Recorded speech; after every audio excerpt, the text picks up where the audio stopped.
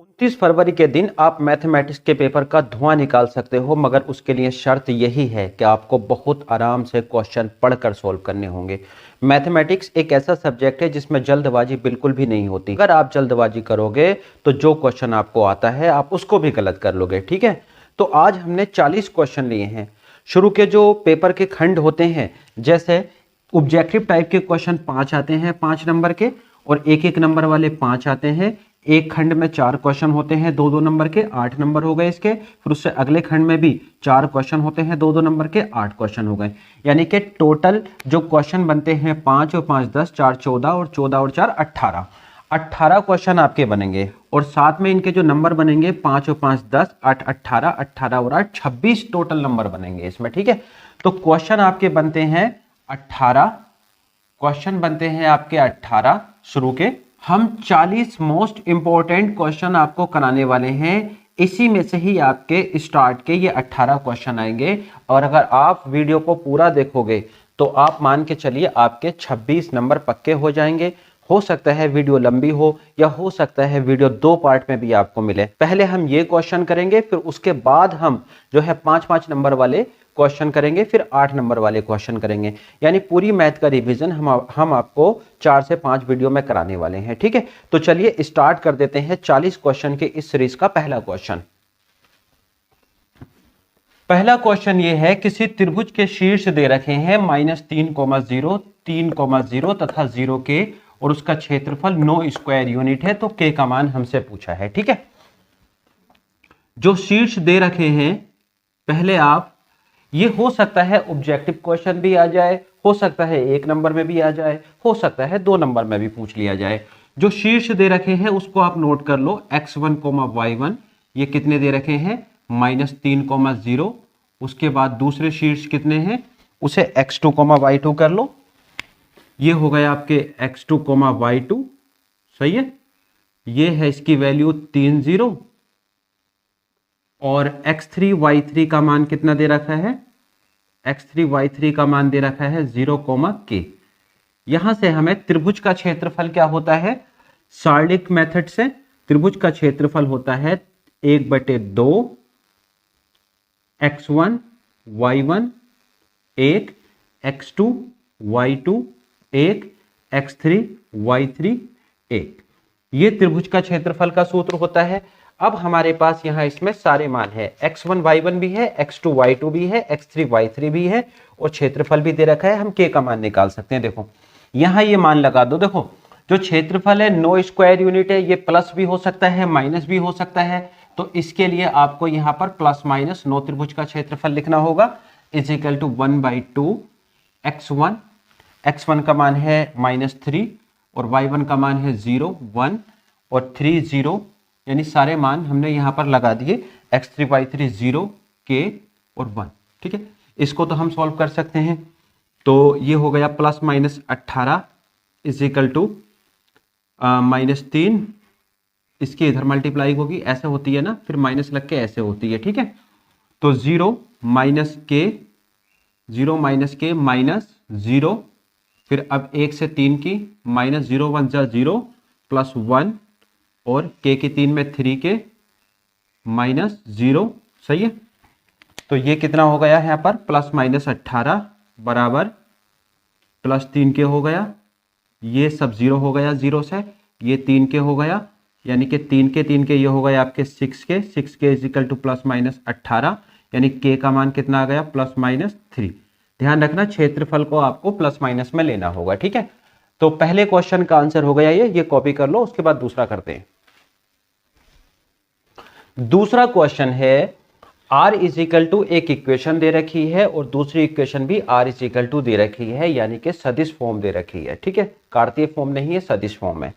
अब इसमें हमें यह बताना है कि रेखाएं आपस में क्या हैं, क्या रेखाएं आपस में प्रतिच्छेद करती हैं, क्या रेखाएं आपस में समांतर हैं, क्या रेखाएं आपस में लंबवत हैं। इस टाइप के क्वेश्चन को हम कैसे सॉल्व करेंगे।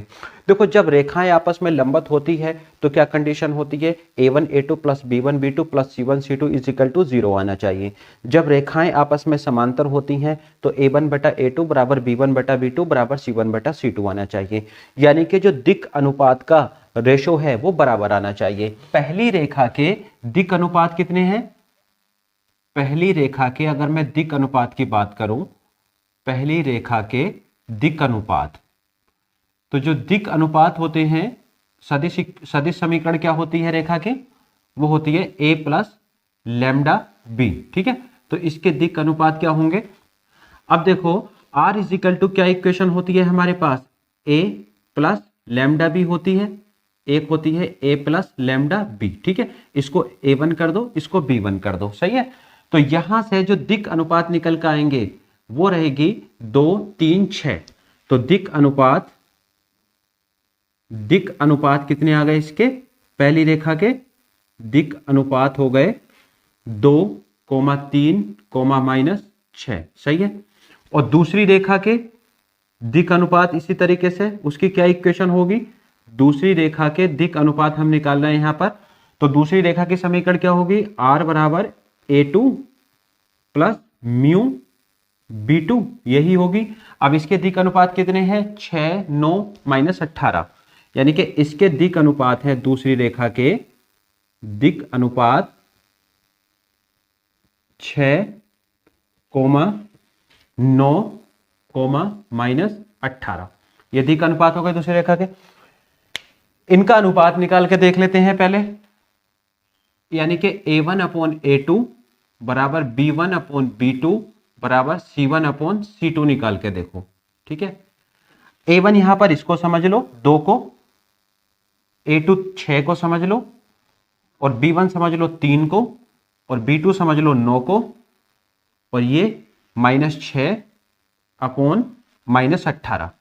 अब यहां से इनको कट करके देखो, ये 3 बार कटेगा, यानी 1/3 बराबर, ये भी 3 बार कटा, 1/3 बराबर माइनस से माइनस कटा, यानी 1/3।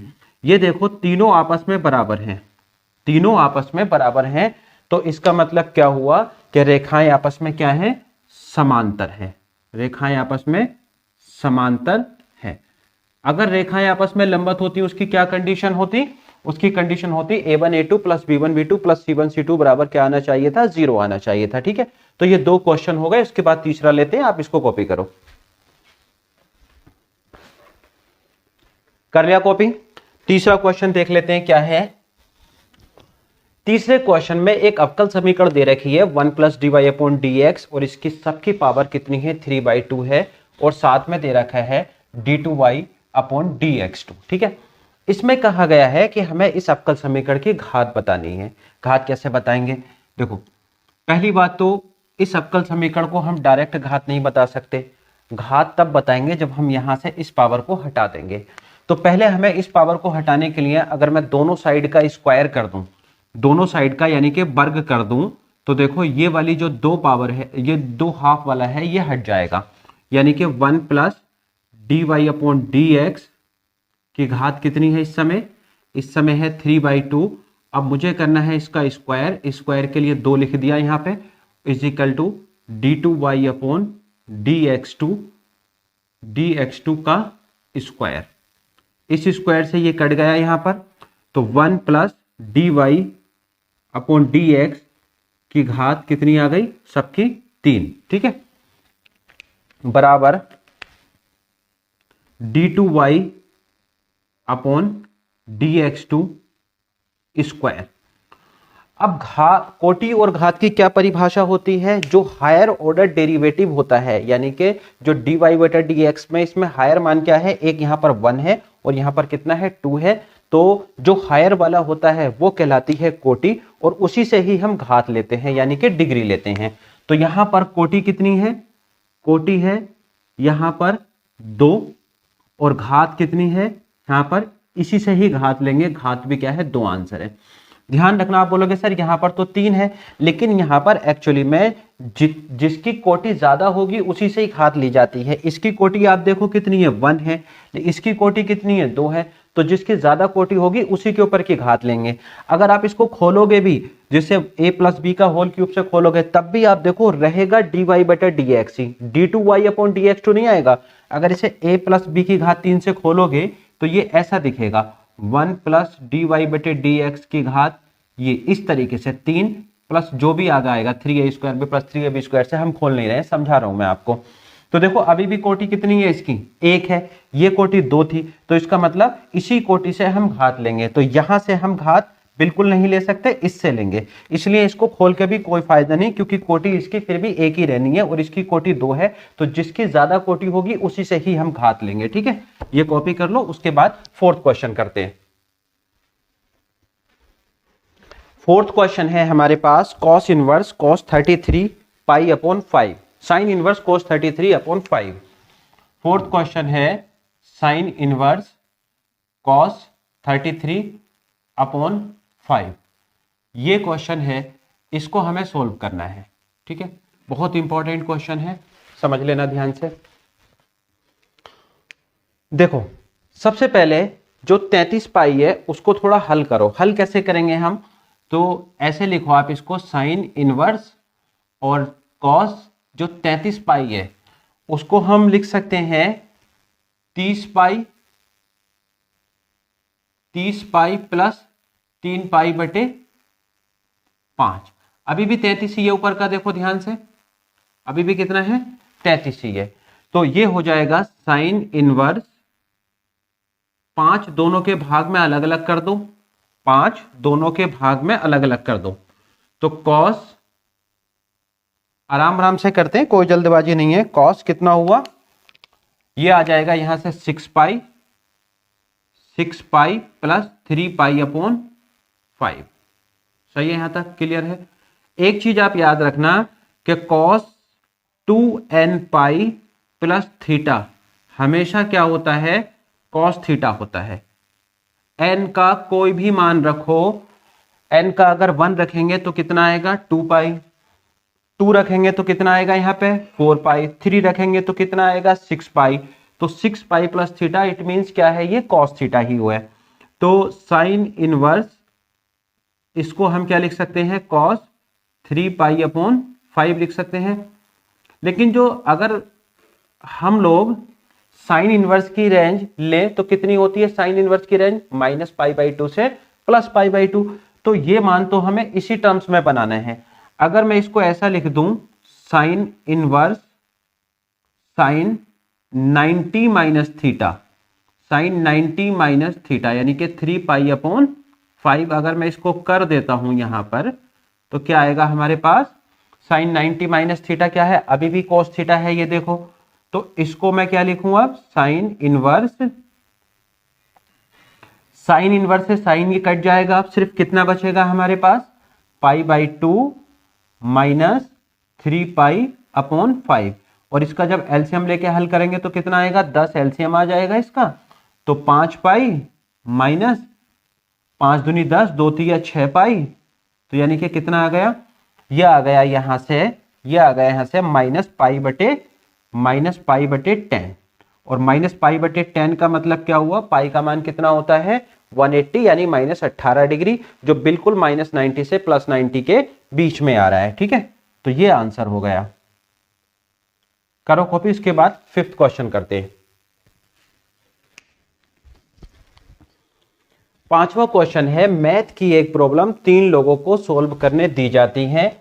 इसकी प्रायिकताएं हैं 1/2, 1/3, 1/4 हैं। सभी घटनाएं स्वतंत्र हैं, यानी आपस में एक दूसरे से इनका कोई मतलब नहीं है। प्रॉब्लम सोल्व हो जाएगी, इसकी क्या प्रायिकता है, यानी कि प्रॉब्लम हमें हल चाहिए, इसकी हमें प्रायिकता निकालनी है। देखो जो प्रायिकता दे रखी है, 3 लोगों को सोल्व करने के लिए दी जाती है मैथ की प्रॉब्लम, जिनकी प्रायिकताएं कितनी है, P1 ले लो इसको, और दूसरे को P2 कह दो, और तीसरे को कह दो P3 है। सही है। अब P1 कितना है हमारे पास 1/2, P1 है 1/2, P2 है 1/3 और P3 है 1/4।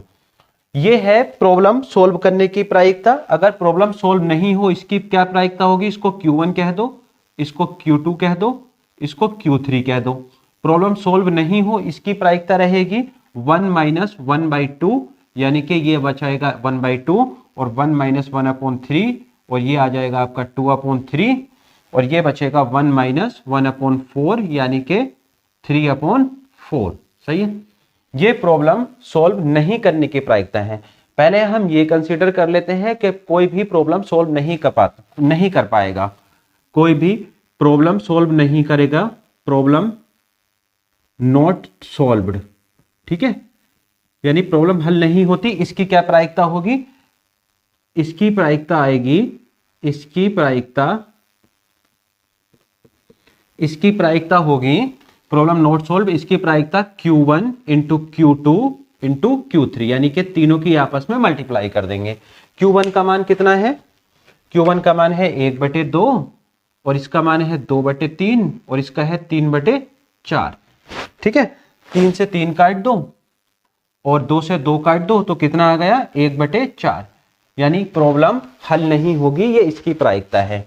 प्रॉब्लम हल हो जाएगी, इसकी क्या प्रायिकता है, प्रॉब्लम हल हो जाएगी। भाई अब इसको हम कैसे करेंगे, 1 से घटा देंगे, प्रॉब्लम हल हो जाए इसकी प्रायिकता, प्रॉब्लम हल हो जाए इसकी प्रायिकता हम निकाल रहे हैं।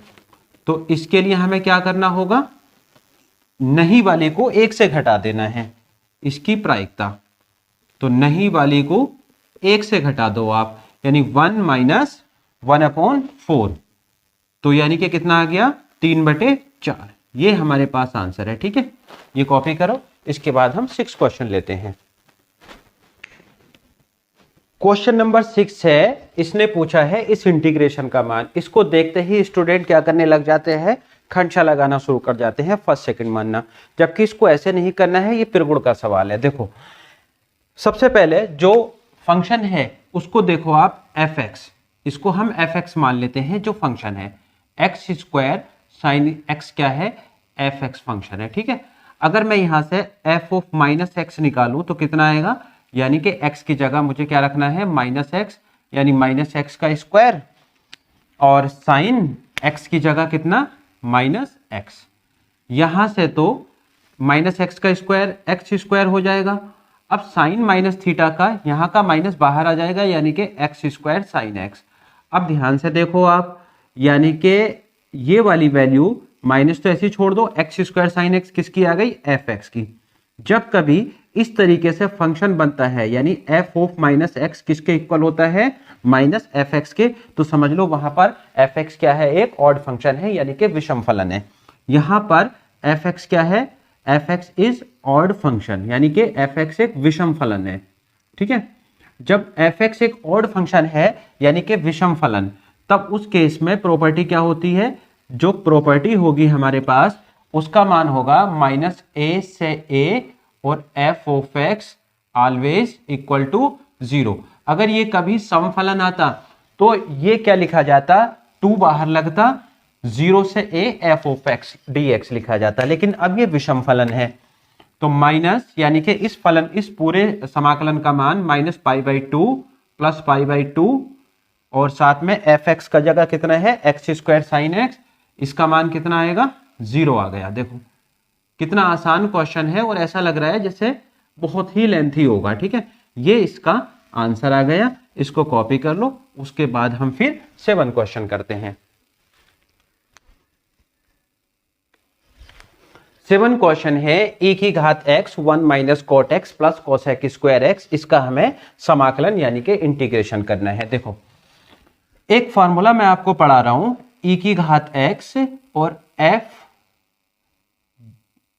प्लस f'(x), अगर कहीं पर भी आपको दिखता है f(x) प्लस f'(x) दिखता है तो उसका समाकलन आप आंखें मीच के लिख देना, e⁻x f(x) प्लस c, ये उसका समाकलन होता है। बड़ा ही इंपॉर्टेंट है ये, बहुत सी जगह बहुत से क्वेश्चन में बीच बीच में लगता रहता है। अब आप बोलोगे कि f(x) का और f'(x) का यहाँ पर क्या मतलब है, अगर इतने पद को, यानी कि अगर मैं यहाँ पे f(x) इक्वल टू क्या मान लूं, 1 - cot x, ठीक है, और इसका f'(x) यानी कि डेरिवेटिव, यानी कि अवकलन में इसका करूं तो 1 का 0 और cot का माइनस cosec² x हो गया, और माइनस माइनस क्या हो गया, यहाँ पे प्लस हो गया, तो कितना आ गया, cosec² x। ये किसका मान है, f'(x) का। तो जरा समाकलन देखो कैसे बदलेगा, e⁻x ऐसे ही रहेगा, सही है, और ये हो गया आपका f(x) और cosec² x की जगह f'(x). तो भैया इसका उत्तर अभी मैंने आपको सूत्र पर लिख दिया है, इसका उत्तर क्या दे दोगे आप डायरेक्ट एक लाइन में, e⁻x f(x), e⁻x और एफ एक्स प्लस सी। अब इसमें एफ एक्स का मान कितना है, एफ एक्स का मान है 1 माइनस कॉट एक्स। तो कुल मिला के जो हमारे पास सवाल था, अब देख लो वो कैसे बदल गया।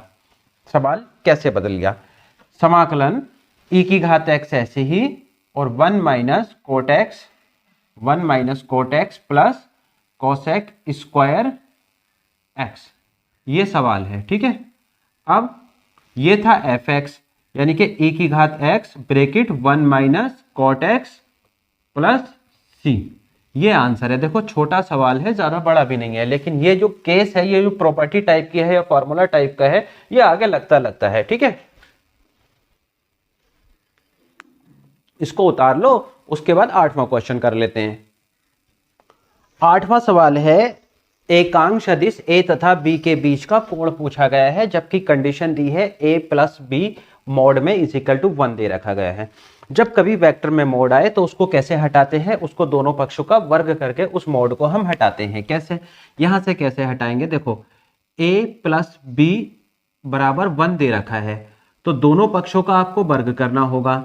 जब वर्ग करेंगे हम तो a प्लस बी का स्क्वायर इज इक्वल टू 1 का स्क्वायर। अब इसको कैसे लिख सकते हैं हम, इसको लिखेंगे a प्लस बी डॉट, अब मोड हट जाएगा और a plus B is equal to 1, क्योंकि a डॉट भी क्या होता है, a स्क्वायर होता है मोड में। अब इनकी मल्टीप्लाई कर दो, a से a में करो तो कितनी आएगी, a डॉट a, सही है, प्लस a से b में करो कितनी आएगी, a डॉट b। अब b से a में करो कितनी आएगी, b dot a, b dot a, b से b में करो कितनी आएगी, b डॉट b बराबर 1। अब देख लो इसमें a डॉट a का बेसिकली यहां पर क्या होना है, यहां पर होगा इसका a डॉट a को आप लिख सकते हो a वेक्टर का mode square plus a dot b हो या b डॉट a हो, इसको हम ऐसे ही लिख सकते हैं। ठीक है, क्योंकि ये बराबर होते हैं अदिश गुणन में। और इसको लिख दो b वेक्टर का मोड का स्क्वायर बराबर 1। तो यहां से क्योंकि ये क्या है, एकांक सदिश है, पहले तो ये जोड़ दो, एक काम कर लो अगली लाइन में, a mode square plus 2 a dot b plus b vector के मोड का स्क्वायर बराबर 1।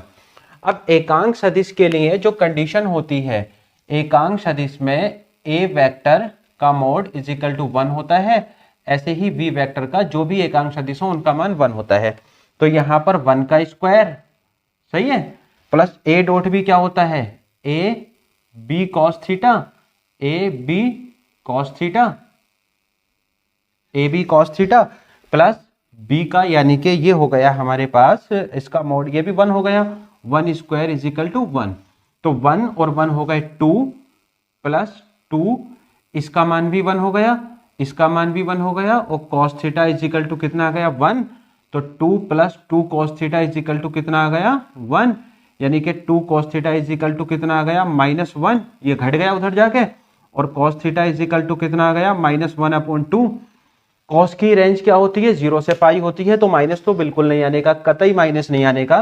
तो अब इसमें हम क्या करते हैं, कॉस थीटा, वैसे तो कॉस 60 हो गया, माइनस कॉस 60 का मान क्या हुआ, 1/2 हुआ, कॉस 60 का मान 1/2 हुआ। लेकिन हम इसको लिखेंगे ऐसे नहीं, क्योंकि माइनस में कॉस की रेंज होती नहीं है, तो इसको हम कैसे लिखेंगे, कॉस थीटा बराबर कॉस पाई, यानी कि 180 माइनस 60 लिख सकते हैं। तो थीटा का मान कितना आ गया, थीटा इज इक्वल टू 180 से 60 हम घटा देंगे तो कितना बचेगा, 120 डिग्री। यही हमारे पास आंसर है, ये कॉपी करो। उसके बाद हम 9वां क्वेश्चन लेते हैं। हमने इसको यहाँ इसलिए नहीं छोड़ा क्योंकि कॉस की रेंज माइनस में नहीं होती है, 0 से पाई बाई तक होती है, यानी 0 से 180 तक होती है। ये देखो 0 से 180 के बीच में है, कॉपी करो। उसके बाद 9वां क्वेश्चन लेते हैं। 9वां क्वेश्चन है दोस्तों, इसमें एक मैट्रिक्स दे रखी है a इज इक्वल टू 4 6 7 5 और कहा है a इंटू एडजॉइंट a का मान ज्ञात करो। काफी इंपॉर्टेंट क्वेश्चन है ये भी, इसको देख लो कैसे करना है। a इंटू एडजॉइंट a का मान निकालना है, तो इसमें सबसे पहले एडजॉइंट a हमें निकालना होगा। बिल्कुल भी एडजॉइंट a नहीं निकालना होगा हमें, ये बिना एडजॉइंट a निकाले हो जाएगा। कैसे, a इनवर्स बराबर क्या फॉर्मूला होता है, adjoint a upon mode of a, हो गया। अब यहां से एडजॉइंट ए का मान कितना लगा सकते हो आप, एडजॉइंट ए का मान लगा सकते हो ए इनवर्स मॉड ए, ठीक है। अब यहां पे देखो ये ए ऐसे लिख दो, यानी कि ए एडजॉइंट ए का मान कितना आएगा, ए ऐसे लिखो और एडजॉइंट ए की जगह क्या लगा दो, ए इनवर्स ए मॉड, लिख सकते हैं, कोई प्रॉब्लम नहीं है यहां पर। अब ए इनवर्स क्या होता है, आई होता है, सही है, आई मॉड ए। अब देखो कितने आसानी से हो गया, ये 2 गुणा 2 की मैट्रिक्स है, आई हमें पता ही है क्या होता है, आई होगा 2 गुणा 2 की मैट्रिक्स में 1 0 0 1, और मॉड ए कैसे निकालेंगे हम, मॉड ए इसका 5 चौक 20 माइनस 7 छंग 42, यानी माइनस के 22 इसका मॉड आ गया, ठीक है। अब इसमें ये मान लगाना है, यानी कि आई की जगह कितना लगाना है, या ये तो हो गया मोड तो हो गया 22, और आई की जगह कितना है, आई की जगह है 1 0 1 0 0 1, यानी -22 से गुणा कर दो तो -22 0 0 और -22, ठीक है। ध्यान रखो एग्जाम में इसी टाइप के क्वेश्चन आते हैं घुमाने वाले। देखो कुछ बच्चे इसे देखते ही ए डॉट एडजॉइंट ए को देखते ही क्या करने लग जाते हैं, एडजॉइंट ए निकालने लग जाते हैं, जबकि देखो एडजॉइंट ए कहीं पर वह नहीं निकला, इसमें बस ये वाले फॉर्मूले से कंसेप्ट लगा है थोड़ा, ठीक है। तो ये कॉपी करो, उसके बाद 10वां क्वेश्चन देखते हैं। क्वेश्चन नंबर 10 11 12 एक साथ उतार लिए हैं, इन तीनों को हम सोल्व करेंगे। क्वेश्चन 10 में कहा है ए का मान बताओ जिसके लिए अवयुत सिंगुलर है। सिंगुलर का मेरे हिसाब से मतलब अवयुत किरमणीय ही होता है, आप देख लेना एक बार। कुल मिला के एक होता है इसमें सिंगुलर और एक नॉन सिंगुलर, यानी कि एक अवयुत किरमणीय एक व्युत किरमणीय। सिंगुलर उसको बोलते हैं जिसमें मैट्रिक्स का जो मोड होता है, यानी कि उसके डिटर्मिनेंट यानी सारणी का मान जो होता है वो आता है 0, उसको हम सिंगुलर बोलते हैं। तो इसका डिटर्मिनेंट यानी कि इसका सारणिक या सारणिक का मान या मोड कह दो, इसका मान हमें क्या रखना है, 0 रखना है, उसके बाद ए का मान निकलेगा। कैसे, पहले 10वें क्वेश्चन को सोल्व कर देते हैं। यहां से ए इज इक्वल टू क्या दे रखा है, 2 -a और -8 और 3 ये दे रखा है, ठीक है। इसका मोड निकाल दो, इसका मोड क्या आएगा, 3 दूनी 6a माइनस 8 ही कम 8 ही प्लस हो गया 6a माइनस 8। अगर अवयुत सिंगुलर है, if A is singular, A is singular या अवयुत किरमणीय, हिंदी में कहेंगे अवयुत किरमणीय, ठीक है। जब ये सिंगुलर होता है तो ए मोड क्या आना चाहिए, 0 होना चाहिए। तो 6a माइनस 8 को हम क्या रखेंगे, 0, यानी कि 6a इज इक्वल टू 8 आ गया, और a इज इक्वल टू कितना आ गया, 8/6, 2 चौक 8 और 2 तिया 6, यानी कि a का मान कितना आ गया, 4/3। ये हमारे पास 10वें सवाल का आंसर आ गया। आप उतार लो, उसके बाद 11वां क्वेश्चन करेंगे।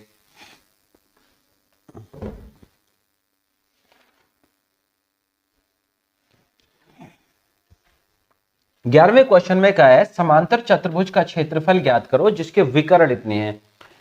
ये 2 बड़े इंपॉर्टेंट क्वेश्चन, एक त्रिभुज वाला है और एक समांतर चतुर्भुज वाला।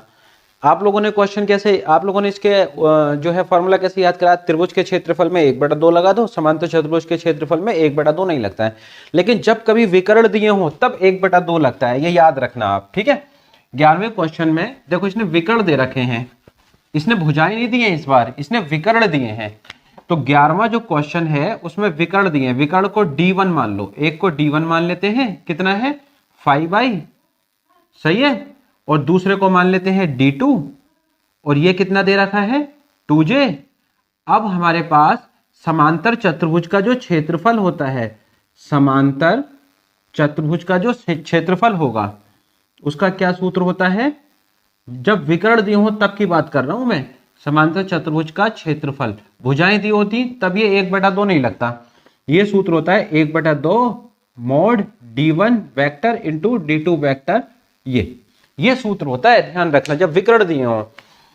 तो 1/2 ऐसे ही लिखो, मोड D1 का मान कितना है 5i गुणा D2 का मान कितना है 2j, और इसका मोड निकालना है। एक चीज हमेशा याद रखना, i क्रॉस j का मान कितना होता है, k होता है, अगर यही अदिश गुणनफल होता तो i डॉट j का मान क्या होता 0, बट ये सदिश गुणनफल है जिसकी वजह से i क्रॉस j का मान k होगा। तो यानी कि यहाँ पे 1/2 5 दूनी 10 हो गया, ठीक है, 5 दूनी क्या हो गया मोड 10j 10k, क्योंकि i क्रॉस j का मान क्या लगा दिया k। अब मोड कैसे निकालते हैं, मोड इसको निकालने के लिए अंडर रूट आई के गुणांक का वर्ग प्लस जे के गुणांक का वर्ग प्लस के गुणांक का वर्ग। आई और जे के गुणांक है नहीं यहां पर, तो 0 0 समझ लो उसे 0 का वर्ग प्लस 0 का वर्ग प्लस 10 का वर्ग, ठीक है, 10 ही आ जाएगा। यानी कि 1/2 गुणा 10 आ गया, इससे 5 बार कट गया ये, तो कितना आ गया 5 वर्ग इकाई या स्क्वायर यूनिट कह दो, ये इसका आंसर आ गया। ठीक है दोस्तों, अब क्वेश्चन नंबर हम कर लेते हैं, 12वां क्वेश्चन कर लेते हैं। आप इसको कॉपी कर लो, पहले कर लिया कॉपी। 12वें क्वेश्चन प्रायिकता का सवाल है। देखो पीए पीबी और पीबी ऑब्लिक ए यानी कि पीए बटा बी ये दे रखा है, इसकी हमें प्रायिकता निकालनी है। हमें किसकी निकालनी है, पी ए बटे बी का मान निकालना है, पी ए बटे बी का मान निकालना है 12वें क्वेश्चन में। तो जो दे रखा है पहले आप उसे उतार लो। पी ए क्या दे रखा है 0.4 और पीबी क्या दे रखा है 0.8, सही है। अब पी बी अपॉन ए का क्या फॉर्मूला होगा, इसका फॉर्मूला होगा P A intersection B upon, जो यहां होगा यहां वो होता है, वैसे इस फॉर्मूले का मतलब क्या होता है, ये कंडीशन दी गई होती है, इसकी हमें प्रायिकता निकालनी होती है। तो पी ए, सही है, पी ए इंटरसेक्शन बी हमें निकाल के देना है यहां से। तो कुछ मान हमारे पास है, जैसे पी बी अपॉन ए का मान है 0.6 है, बराबर पी ए इंटरसेक्शन निकाल लेते हैं, क्योंकि उसके बाद ही हम जो चीज पूछी है वो निकालेंगे। पी ए का मान कितना 0.4, तो पी ए इंटरसेक्शन बी का मान कितना आ गया 6 चौक 24, 2.4 मत कर देना 0.24 आएगी, क्योंकि 2 के बाद पॉइंट है। अब हमें निकालना है पी ए बटे बी, पी ए बटे बी। तो इसका क्या फॉर्मूला होगा, देखो जो नीचे होता है उसको नीचे लिख दो, यानी कि अब लिख दो यहां पर पी ऑफ बी लिख दिया, और ऊपर क्या है पी ए इंटरसेक्शन बी, ये फॉर्मूला आ गया। पी ए इंटरसेक्शन बी का मान कितना निकाला है 0.24, और पी बी का मान कितना है, पी बी का मान है 0.8।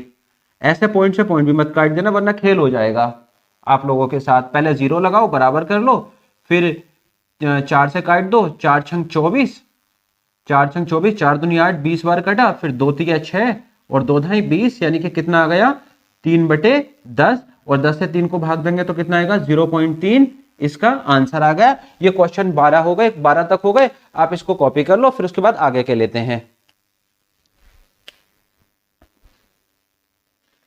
में ए 2 मैट्रिक्स दे रखी है, एक ए है और एक बी है, और हमसे पूछा है ए बी का मोड ज्ञात करो। पहले 13 ही हल कर देते हैं, ठीक है। 13 क्वेश्चन का हल हम पहले कर देते हैं।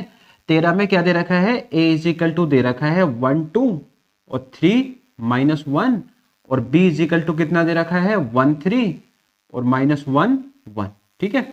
इनका गुणनफल निकाल लो, पहले ए बी निकाल लो। मोड तो तभी निकालेंगे जब ए बी निकलेगा। ए यानी 1 2 3 -1 और 1 3 -1 2 है ना, सॉरी 1 है ना, 1। इनकी रो बाई कॉलम गुणा कर दो, यानी कि एक की 1 में करो प्लस लगाओ, 2 की -1 में करो, कर दी। अब 1 की 3 में करो प्लस लगाओ, 2 की 1 में करो, रो बाई कॉलम गुणा करनी है, ठीक है। 3 की 1 में करो प्लस लगाओ, आंखें मीच के, -1 की गुणा -1 में करो, इसको ब्रैकेट में कर दो, सही है। अब 3 की 3 में करो प्लस लगाओ, -1 की 1 में कर दो, ठीक है, इसको ब्रैकेट में डाल दो। जरा देख लो गुणा क्या आएगी, 1 ही कम 1, 1 ही कम 1 माइनस 2 ही कम 2 हो गया, और 3 ही कम 3 प्लस 2 बराबर कितना, ये 3 ही कम 3 प्लस हो गया ये 1 × 1, और 3 3 9, और 1 ही कम 1 -1, ठीक है। तो -1 बचा, और यहां से 3 और 2 कितना हो गया 5, 3 और 1 4, 9 में से 1 गया कितना 8। अब इसका क्या है, हमें मोड निकाल के देना है, इसका मोड निकाल के देना है। तो मोड निकालने के लिए ए बी का मोड इज इक्वल टू ये जो आव्यू यानी ये मैट्रिक्स आई है इसका हमें मोड निकाल के दे देना है 4 8। ठीक है, डन। अब यहाँ इसको सोल्व कर लो, इसकी इसमें गुणा कर दो यानी -8 -5 चौक 20 और कितना हो गया -28। ये आंसर आ गया। आप ये कॉपी कर लो। उसके बाद 14वां क्वेश्चन हम कर लेते हैं। 14वां क्वेश्चन है आर एक रिलेशन दे रखा है, इसको सिद्ध करना है। पहले हम एक काम कर लेते हैं, तीनों की कंडीशन लिखते हैं अलग अलग। पहले हम स्वतुल्य को देखते हैं, स्वतुल्य। ठीक है, स्वतुल्य को हम कैसे करेंगे और उसके बाद हम सममित को देखते हैं और उसके बाद हम संक्रामक करेंगे। इस क्वेश्चन में स्टूडेंट्स का बहुत कंफ्यूजन रहता है, इसलिए आप इसको आराम आराम से समझना। स्वतुल्य, संक्रामक या स्वतुल्य और इधर क्या दो आप सममित। सममित, इस क्वेश्चन को आराम आराम से करना क्योंकि इसमें काफी कंफ्यूजन रहता है। सममित, संक्रामक। ठीक है, ये हमें तीनों चीजें निकालनी है। चलो पहले इनके फॉर्मूले या इनका मतलब क्या होता है उसको जान लेते हैं। स्वतुल्य का मतलब ये होगा ए और ए आर को बिलोंग करना चाहिए। आप जो भी ए का मान लोगे वो इस कंडीशन को सेटिस्फाई करेगा, तब तो स्वतुल्य होगा। मैंने ए का मान अभी अपनी तरफ से 1/2 ले लिया। अब but A 1/2 is greater than और इक्वल टू 1/2 की घात 3 होगा। क्यों? क्योंकि ये 1/2 है और ये है 1/8 और इसका मान बेसिकली कितना आएगा 0.5 और यहाँ इसको 8 से 1 को डिवाइड करेंगे तो कितना आ जाएगा 8 एकम 8, कितने बज गए 2 बज गए। 8 दूनी 8 एकम 8, 2 बज गए। 8 दूनी 16, 4 8 पंजे 40। तो ये बिल्कुल सही कंडीशन है, लेकिन हमें एक्चुअल में दे क्या रखा है, हमें ये कंडीशन दी गई है, ये छोटा आना चाहिए था a इज लेस देन, जबकि कंडीशन क्या थी a इज लेस देन और इक्वल टू b स्क्वायर, और जबकि ये आया कैसे है, ये का मान बड़ा आया है। इट मींस r स्वतुल्य नहीं है, स्वतुल्य नहीं है। ठीक है, अब देख लेते हैं हम सममित को। सममित की क्या पहचान होती है, ए बी अगर बिलोंग करेगा आर को तो बी ए भी आर को बिलोंग करना चाहिए। ठीक है, अब हमें ऐसे नंबर चूज करने हैं जो पहली चीज को तो सेटिस्फाई करें, यानी ए बी। अगर मैं यहां पर ए का मान डाल दूं 1 और बी का मान डाल दूं 2 तो देखते हैं जरा क्या आएगा। तो देखते हैं क्या आएगा, तो आएगा हमारे पास ए का मान 1, बी का मान 2। क्या यस आर को बिलोंग कर रहा है, कैसे चेक कर लो। कंडीशन क्या है, 1 is less than equal to B का मान 2 क्यूब, तो 1 is less than equal to 8। ये तो सही हो गया, ये बिलोंग कर रहा है। क्या ये वाला भी, ये भी बिलोंग कर रहा है, बी ए भी? मैं बोलूंगा बिल्कुल बिलोंग नहीं कर रहा, बी ए बिलोंग बिल्कुल भी नहीं कर रहा आर को। कैसे देख लो, बी का मान कितना है 2, तो 2 इज ग्रेटर देन और इक्वल टू 1 की क्यूब, तो 2 is greater than equal to 1। देखो, जबकि लाना कैसा था, हमें लाना इसमें ये वाली चीज बार बार दिखानी है, इसमें तो दिखा दी, यानी कौन सी चीज दिखानी है, a इज लेस देन और इक्वल टू बी स्क्वायर। ठीक है, तो ये चीज यहां से तो बन जाती है, लेकिन ये देखो उल्टा है, तो इसका मतलब आर सममित नहीं है, आर सममित नहीं है। ये दो पहले आप कॉपी कर लो, उसके बाद हम संक्रामक निकालेंगे। दोनों ना तो स्वतुल्य है ना सममित है, आप इसे कॉपी कर लो पहले या स्क्रीनशॉट ले लो। कर लिया कॉपी, करे आगे। देखो अब हमें संक्रामक बताना है। संक्रामक हम कैसे बताएंगे, संक्रामक कैसे बताएंगे, सीधी सी बात है, ए बी अगर बिलोंग करेगा आर को, बी सी बिलोंग करेगा आर को, तो ए सी भी आर को ही बिलोंग करेगा। ये संक्रामक की पहचान हो गई। अब हम कोई नंबर चूज कर लेते हैं। अगर मैं ए का मान 3 ले लूं और बी का मान 3/2 ले लूं और उसका मान 6/5 ले लूं। ठीक है, अब जरा बताओ, ए बी रिलेशन आप अपने माइंड में रखना कि ये है, ये चीज प्रूफ होनी चाहिए। अगर 3/2 क्या आर को बिलोंग कर रहा है, अभी चेक कर लेते हैं। तो 3/2 का स्क्वायर या 3×9/4 ना, क्यूब है ना यहाँ पे, तो क्यूब है, तो 3×9 27, 27/2 दूनी 4 दूनी 8 हो गया। ठीक है, यस बिल्कुल बैठ रहा क्योंकि ये 3 से थोड़ा ज्यादा है। अब देख लेते हैं 3/2। अब 3/2 और 6/5 को देख लेते हैं, क्या ये आर को बिलोंग कर रहा है? अभी पता चल जाएगा। 3/2 और 6/5 का क्यूब, सही है। या इसको कैसे लिखा जा सकता है? 3/2 और 6 छंग 36 छक्का 216, 5 पंजे 25 पंजे 125। यस बिल्कुल, ये वाला कम है, ये ज्यादा है। अब जरा ये देख लेते हैं AC, यानी कि 3,6/5, क्या ये बिलोंग कर रहा है आर को? मुझे तो लगता है ये नहीं करेगा। कैसे? जरा देख लो। 3 AC है ना, हाँ ठीक है। 3 ये बड़ा होगा किससे? इससे। कैसे? 6/5 की क्यूब से। जरा चेक करो। या इसको ऐसे लिख सकते हैं 3 और 6 छंग 36 छक्का 216 बटे 5 पंजे 25 पंजे 125। देखो ये 3 है, ये 3 नहीं आएगा, भाग दोगे भी तो। इसका मतलब ये वाला रिलेशन सेटिस्फाई नहीं हो रहा, 2 सेटिस्फाई हो गए। अब यहां पर आप लिख दो कि आर ना तो संक्रामक है। इस वाले सवालों में बस आपको कुछ ऐसे नंबर चूज करने हैं जो कंडीशन को सेटिस्फाई कर दें, और ये नंबर आपको खुद सोचने पड़ेंगे अपने माइंड से, ठीक है। ये कॉपी कर लो, उसके बाद नेक्स्ट क्वेश्चन करते हैं।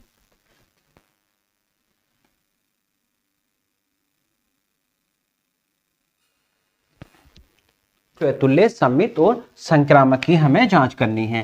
पहले यहां हम कर लेते हैं स्वतुल्य की जांच, ठीक है। स्वतुल्य भाई अभी आपको मैंने सवाल कराई है कि स्वतुल्य कैसे निकालेंगे। सीधी सी बात है, ए और ए बिलोंग करना चाहिए आर में, रिलेशन आर में होना चाहिए, ठीक है। अब जो हमारे पास कंडीशन दे रखी है वो 1 + AB है, तो 1 + AB इज ग्रेटर देन 0 है, तो 1 + AB की जगह भी कितना होना चाहिए? A इज ग्रेटर देन 0, तो 1 + A² इज ग्रेटर देन 0। जरा ध्यान से देखो, A का कोई भी मान हो, A का कोई भी मान हो, वो हमेशा स्क्वायर की वजह से क्या होगा? पॉजिटिव होगा, और 1 ऑलरेडी एडेड है, तो ये मान ऑलवेज 0 से बड़ा होगा, ठीक है।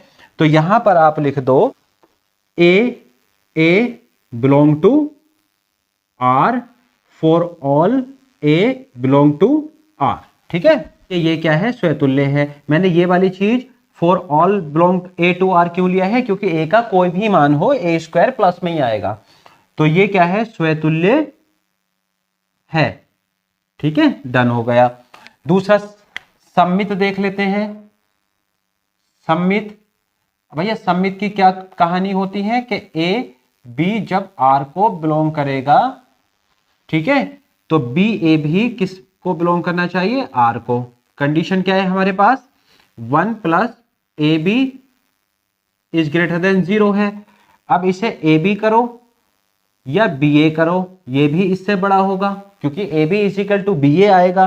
तो इसका मतलब ये हुआ, इसका मतलब आप लिख सकते हो कि A B belong to R और B A belong to R. ये बात क्लियर हो जाती है। A B belong to R और B A belong to R, तो इसका मतलब आर क्या है? आर सममित है। अब आ जाते हैं संक्रामक पर। आर सममित है। अब आ जाते हैं हम संक्रामक पर। संक्रामक, अब संक्रामक में मैंने आपको बताया ही है कि हमें ऐसा मान लेना है कि जिससे हमारी 2 कंडीशन सेटिस्फाई हो जाएं, A B belong to R, B C belong to R. अब तीसरा हम चेक करेंगे ए बी बी सी और ए सी बिलोंग टू आर। ये 3 चीजें आनी चाहिए। इससे हमें क्या पता चलेगा कि हमारे पास फंक्शन क्या है? संक्रामक है, ठीक है। हम एक काम कर लेते हैं, ए का मान हमने -8 ले लिया, बी का मान -1 ले लिया, सी का मान 1/2 ले लिया। अभी चेक करते हैं, देखो ऐसे क्यों लिए हैं।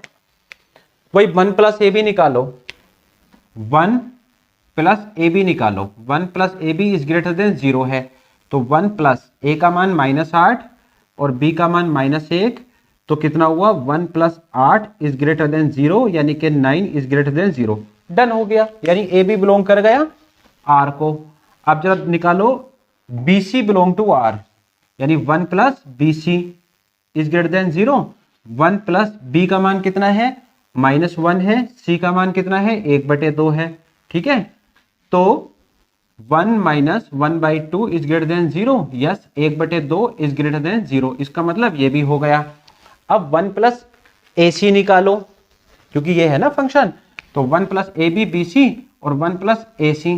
तो 1 प्लस ए का मान कितना है -8 और सी का मान कितना है 1/2, तो ये आ गया -4, कट गया ना, 2 चौक 8, तो -3 आ गया। भैया ये 0 से बड़ा नहीं है, तो ये क्या है 1 प्लस ए सी 0 से छोटा है। तो इसका मतलब तो बड़ा क्लियर हो गया यार कि ये नहीं बैठ रही बात। तो इसका मतलब ये स्वतुल्य है, सममित है, बट आर क्या है इसमें संक्रामक नहीं है, आर संक्रामक नहीं है। ठीक है, ये क्वेश्चन हो गए हमारे संक्रामक नहीं है। ये क्वेश्चन हो गए 15, इसको कॉपी करो, उसके बाद हम 16वां क्वेश्चन करते हैं।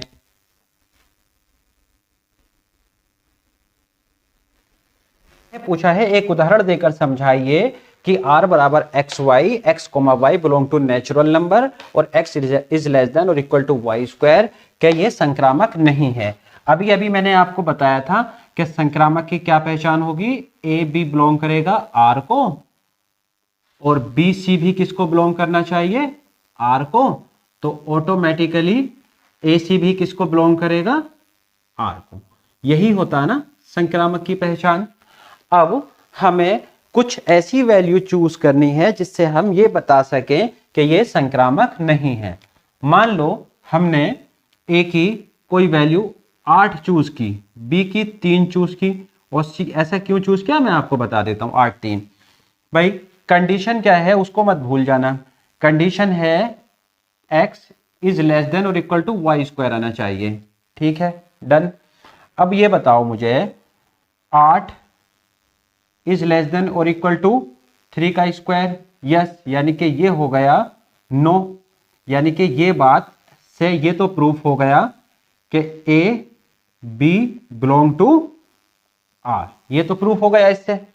अब ले लेते हैं दूसरी वाली बात, यानी बी सी की 3 2 की, यानी कि कंडीशन आपके सामने ही लिख रखी है मैंने 3 2 की, यानी 3 और 2 स्क्वायर, यानी कि 3 2 स्क्वायर 4, यानी कि ये वाली बात भी भाई बिल्कुल सही हो गई, B C belong to R, ये भी बैठ गई सही।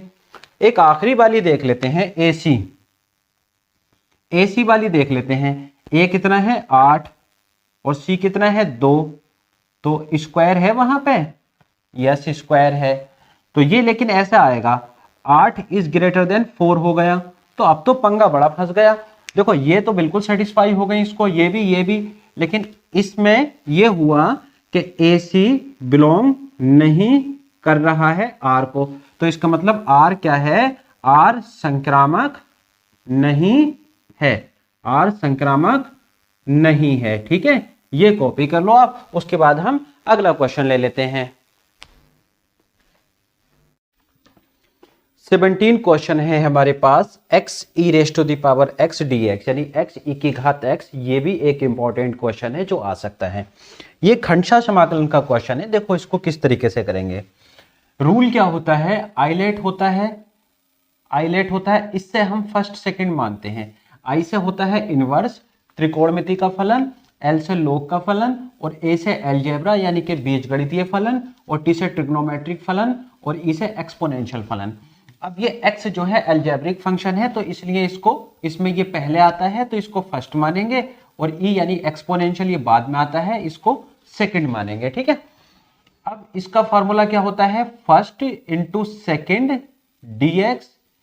अगर हम इस पहले मैं फॉर्मूला लिख देता हूं इसका, और फर्स्ट ऐसे ही लिखा जाएगा, फर्स्ट ऐसे ही, और सेकेंड का इंटीग्रेशन।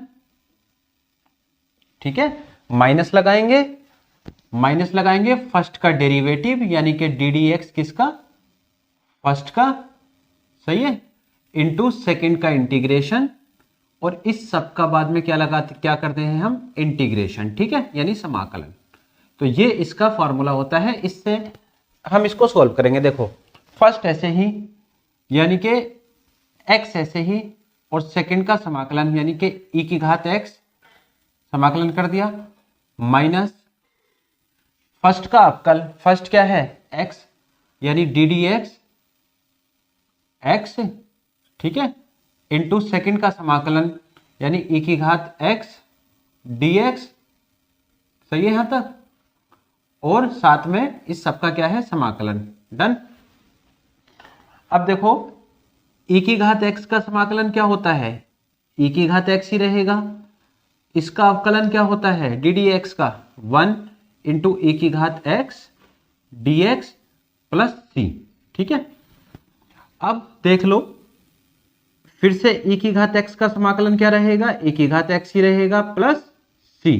क्या कॉमन है इसमें, ई की घात एक्स इसमें कॉमन है तो कितना बचेगा, एक्स माइनस 1 प्लस सी। ये इसका आंसर है और ये एक इंपॉर्टेंट क्वेश्चन है, ये भी इसे उतार लो। उसके बाद 18वां क्वेश्चन करते हैं।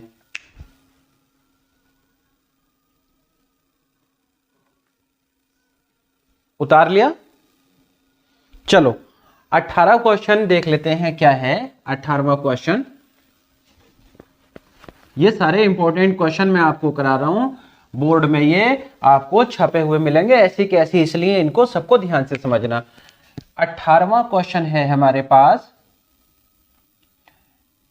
समाकलन का ही है ये भी, x बटे 1 माइनस एक्स की घात 3 है, ठीक है। इसका हमें समाकलन करके देना है। इस क्वेश्चन में एक ट्रिक लगनी है, बस वो ट्रिक अगर आपने पकड़ ली तो क्वेश्चन कर पाओगे, नहीं तो क्वेश्चन नहीं होगा। देखो क्या ट्रिक है, पहले एक काम करो, अंडर रूट ऊपर का x अलग लिख दो और नीचे का अंडर रूट अलग लिख दो, ठीक है। दोनों अंडर रूट अलग अलग लिख दिए। अब अंडर रूट x ऐसे लिखो और जो x की घात 3 है उसको हम ऐसा भी लिख सकते हैं, 1 माइनस एक्स की घात 3 बटे 2 का स्क्वायर, क्योंकि अभी भी बात वही है। इससे आप देखोगे ध्यान से तो 2 से ये 2 कट जाएगा, सिर्फ क्या बचेगा हमारे पास, x की घात 3 ही बचेगा। इसमें अब x की घात 3 बटे 2 को t मान लो, x की घात 3 बटे 2 को t मान लेते हैं, तो dt बटे dx कितना आएगा, यह आएगा 3 बटे 2 x, 3 बटे 2 माइनस 1, यानी कि 3 बटे 2 x की घात कितना आएगी 1/2।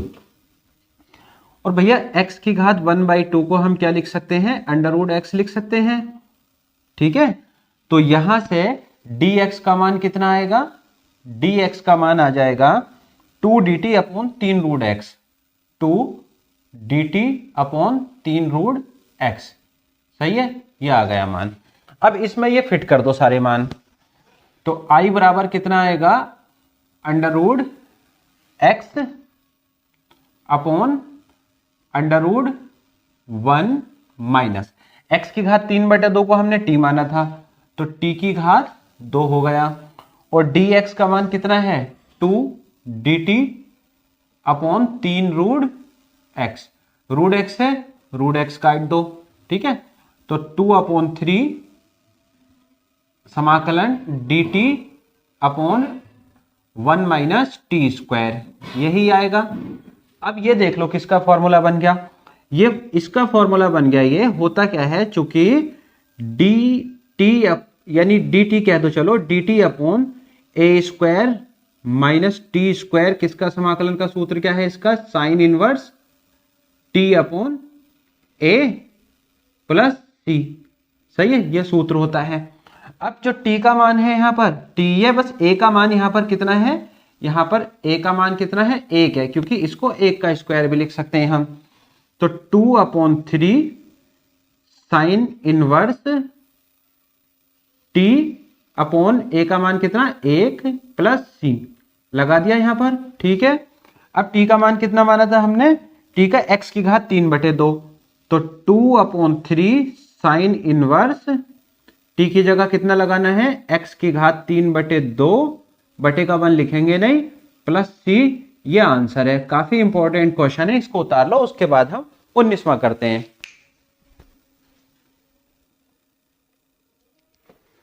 कर लिया कॉपी, 19वां क्वेश्चन देख लेते हैं। 19वें क्वेश्चन में क्या है देख लेते हैं, कौन सा है इंपॉर्टेंट क्वेश्चन है ये 19वां। 19वें क्वेश्चन है साइन इनवर्स साइन इनवर्स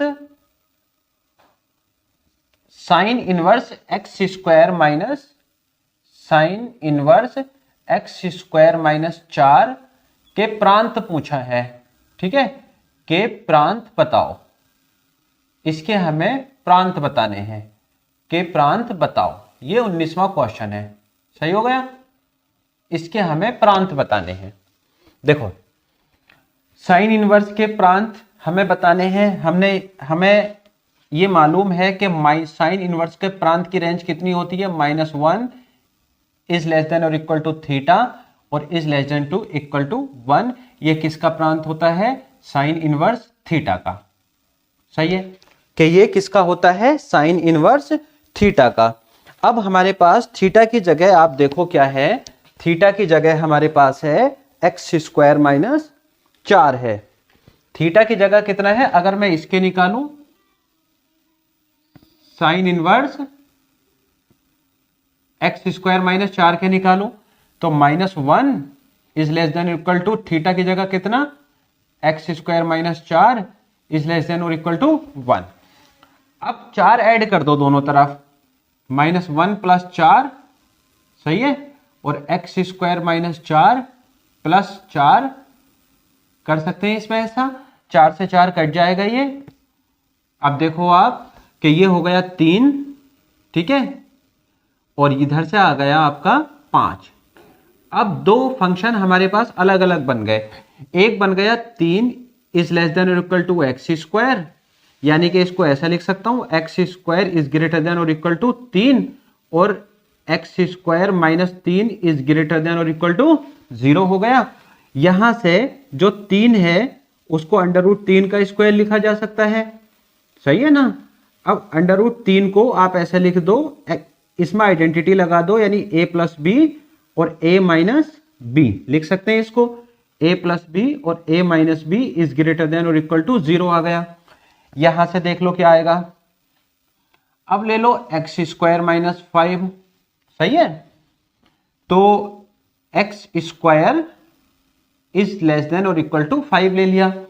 अब यहां से इसको ऐसा लिख लेते हैं, X square minus 5 is less than equal to 0, यानी कि इसको 5 को फिर से लिख दो, √5 का स्क्वायर इज लेस देन और इक्वल टू 0, यानी कि x प्लस √5, वही a plus B a minus B, एक बार जोड़ दो एक बार घटा दो से, सही हो गया।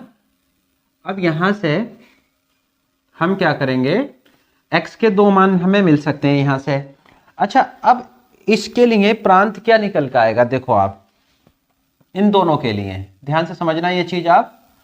x का मान यहां से √3 से बड़ा है और यहां से -√3 से बड़ा है, तो x का मान एक तरफ लिख दो -√3 और एक तरफ लिख दो +√3, यानी कि इनसे ज्यादा हमारे पास x का मान है। ठीक है, इनसे ज्यादा हमारे पास x का मान है, ठीक है जी।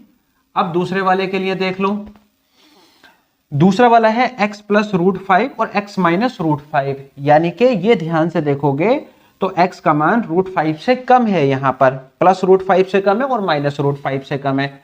तो इस केस में क्या बनेगा, इस केस में क्या बनेगा देख लो, रूट यानी कि -√5, सही है, और ये +√5, इससे कम है ना, इन दोनों से कम है, इससे भी कम है और इससे भी कम है, तो यहां इसका ये प्रांत आ गया, डन, इसका ये प्रांत आ गया, इसका ये प्रांत आ गया। अब दोनों को अगर हम मिला दें, देख लो इसको समझ लो, ये हो गया -√5, सही है, और ये हो गया -√3। ऐसा इसलिए क्या है, क्योंकि √5 का मान ज्यादा होता है, 2.23 होता है समथिंग, और √3 का मान 1.732 होता है। ठीक है, एक तो ये आ गए हमारे पास। अब इधर देख लो आप, इधर आएगा आपका +√3 और +√5, ठीक है, ये हो गए। अब जो इन दोनों का इंटरसेक्शन, अब इन दोनों का यूनियन ही हमारे पास प्रांत है, यानी कि कुल मिलाकर डोमेन, यानी कि प्रांत हमारे पास क्या आ गया, डोमेन हमारे पास आ जाता है √5 कोमा -√5 कोमा -√3 -√5 कोमा -√3 का यूनियन होगा किसके साथ, -√5 -√3 यूनियन प्लस √3 कोमा √5 का यूनियन। ये हमारे पास दोस्तों इसके प्रांत आ गए, यही हमारे पास आंसर है। उतारो इसको, उसके बाद 20वां क्वेश्चन लेते हैं। 20वां क्वेश्चन है, इंटीग्रेशन का है ये 0 से 1 x और 1 माइनस x की पावर n। ये भी दोस्तों देखो एक इंपॉर्टेंट क्वेश्चन है, इसको भी आप तैयार करके जाना, नहीं करोगे तो फंसोगे। इसे आई कर लो, त्रिगुण से होना है यानी प्रॉपर्टी से होना है ये। 0 to 1 x 1 माइनस x की घात n, सही है। त्रिगुण क्या होती है एक बार लिख दो, एनसीईआरटी में इसके 4 नंबर दिया गया है। इसको वैसे नाम लिखने की जरूरत, नंबर लिखने की जरूरत नहीं है आपको, आप सिर्फ त्रिगुण लिख दो यहां पर। 0 से a fx और ये हो जाएगी 0 to a f of a minus x, ठीक है, ये लिखी जाएगी। चलो अब यहां पर देखो 0 to a f of a minus x, यानी कि a की जगह यहां पर कितना है 1 है, a की जगह क्या है 1, तो i बराबर कितना हो जाएगा 0 to 1 और x की जगह 1 माइनस x और इधर x की जगह 1 माइनस x की घात कितनी है n dx, सही है। जहां जहां x था उसकी जगह हमने 1 माइनस x लगा दिया, तो 0 से 1 और 1 माइनस x और 1 माइनस 1 प्लस x की घात n, ठीक है, 1 से 1 कट कर दो, तो 0 to 1 और 1 माइनस x और x की घात n dx, ये बचा हमारे पास। अब x की घात n से अंदर गुणा कर दो, यानी कि 0 to 1 और xn माइनस x की घात n प्लस 1 हो गया dx, सही है। इसका समाकलन कर दो अब, तो इसका समाकलन xn का तो सूत्र ही है ये, xn plus 1 upon n plus 1 minus xn plus 2 upon n plus 2, ठीक है। और लिमिट कितनी है इसकी 0 से 1। पहले हम क्या करेंगे, लिमिट 1 डालेंगे, फिर माइनस करके 0 डालेंगे। देखो 1 डालेंगे तो क्या होगा 1 की घात n plus 1 upon n plus 1 minus 1 की घात n plus 2 upon n plus 2, minus लगा देंगे और x की जगह 0 n प्लस 0 की घात n plus 1 upon n plus 1 minus 0 की घात n प्लस 2 अपॉन 0 प्लस 2, ठीक है। यहां तक ये सारी टर्म 0 हो जाएंगी सिर्फ, और ये इसका मान 1 हो जाएगा, तो हमारे पास 1/n plus 1 minus 1/n plus 2 आएगा, सही है। इसकी भिन्न बना दो, n प्लस 2 इधर आ जाएगा, n plus 2 minus n minus 1 upon n plus 1 और n प्लस 2, ये कट गया इससे 1 नहीं, n से n कट गया तो 2 में से 1 गया, 1 बचा, 1 अपॉन n प्लस 1 और n प्लस 2, यही हमारे पास दोस्तों आंसर आ गया। ये n प्लस 1 n प्लस 2 है। तो दोस्तों ये 20 क्वेश्चन थे हमारे, जिसमें हमने 1 नंबर ऑब्जेक्टिव टाइप क्वेश्चन और 2-2 नंबर के क्वेश्चन कवर किए। ऐसे ही 20 क्वेश्चन और हम कराएंगे, जिसमें हम इसी का ही सेकंड पार्ट होगा वो वीडियो, और उसके बाद हम 5-5 नंबर की एक वीडियो लेकर आएंगे और फिर 8-8 नंबर की एक वीडियो लेकर आएंगे। अगर आपने चैनल को सब्सक्राइब नहीं करा है तो चैनल को सब्सक्राइब कर लो, क्योंकि मैं आपको इंपॉर्टेंट क्वेश्चन ही करा रहा हूं जितने भी एग्जाम में आ सकते हैं। तो ये 20 क्वेश्चन हो गए।